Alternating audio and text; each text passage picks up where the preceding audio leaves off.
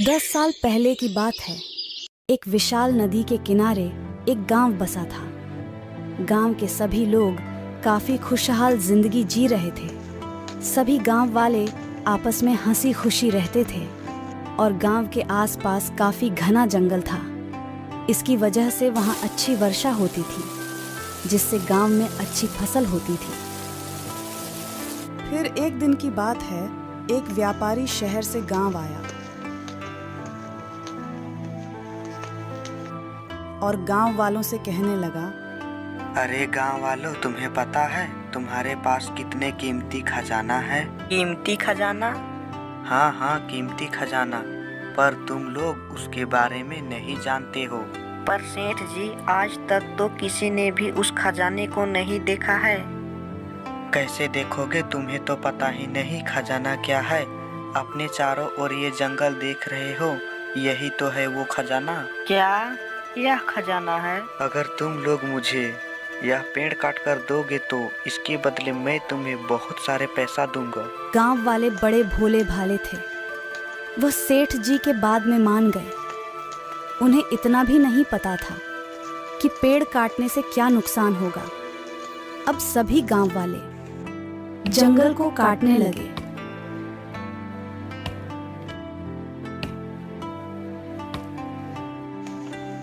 इतने में ही वहां गांव का एक बूढ़ा आदमी आया और उनसे कहने लगा, अरे बेटा, इन पेड़ों को क्यों काट रहे हो?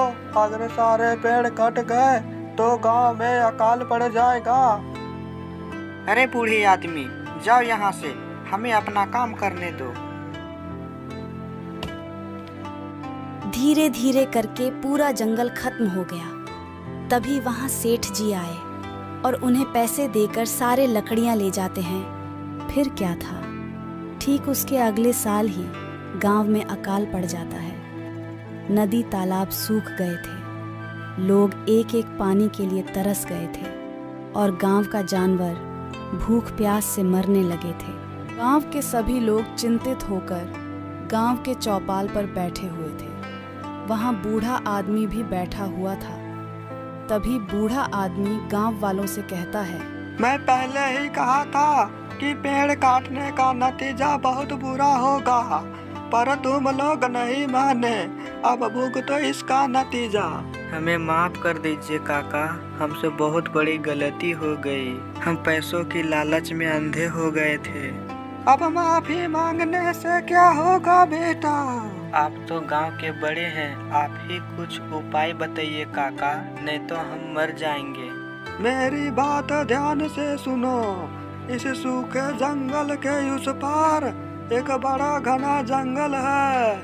उस जंगल में साधु महात्मा रहते हैं। अब वही हमारा इस समस्या का समाधान कर सकते हैं। ठीक है काका, यह सब हमारी वजह से हुआ है। अब हम ही इसे ठीक करेंगे। इतना कहकर गांव के कुछ लोग उस जंगल की तरफ निकल पड़ते हैं। चलते चलते साधु महात्मा के पास पहुंच जाते हैं। क्या बात है, तुम लोग बड़े चिंतित लग रहे हो। साधु महाराज के पूछने पर गांव वाले सारे बात साधु महाराज को बता देते हैं। साधु बाबा, अब आप ही इस समस्या का हल कर सकते हैं। हम लोग बड़ी उम्मीद के साथ आपके पास आए हैं। तभी साधु महाराज उन लोगों को पोटली में कुछ देते हैं और कहते हैं, यह जादुई बीज है, इसे लेकर पूरे जंगल में लगा देना। इससे बीज से रात भर में पौधे निकलकर बड़े हो जाएंगे और ऐसा करके ही तुम्हारे कर्मों का प्रायश्चित होगा। अब गांव वाले बीज लेकर खुशी खुशी अपने गांव वापस लौट आते हैं और सारे बीज को वीरान जंगल में लगा देते हैं। और फिर क्या था, सुबह होते ही चारों तरफ हरियाली ही हरियाली होती है और फिर खूब वर्षा होती है और सारे फसल लहलहाने लगाने लगते हैं। पूरे गांव में पहले की तरह शांति और खुशहाली होती है।